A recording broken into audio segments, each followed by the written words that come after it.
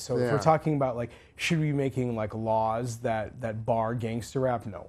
Should you as a parent maybe discourage your kid from listening to violent music? Yeah, I think that's the case. So on a cultural level, I think that we should be mindful of like what those messages are.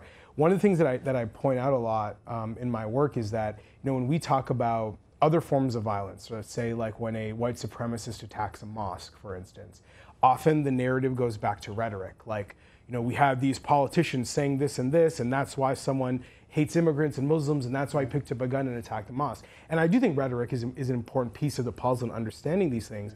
So if that's the case, then a $1 billion industry that is built on young black men talking about guns, is that rhetoric not relevant to the homicide rate in this country? When a young man like Nipsey Hussle is killed in Los Angeles, maybe the fact that he talked about death and killing and his blue bandana and being a Crip for his entire career, maybe that's relevant, right? And that I wish that we granted that form of violence the same respect. And what I mean by that is that it's equally philosophical.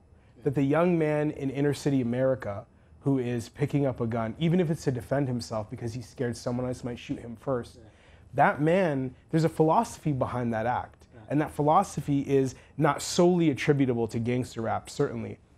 But being surrounded by echoes of that doesn't help either, right? And that's mostly what I want to get across when I write about gangster rap, when I talk about it, is, look, I'm at a point in my life now where I can listen to a Kendrick Lamar talk about what it was like to grow up in a gang-ridden neighborhood. And I appreciate the sociological analysis of it.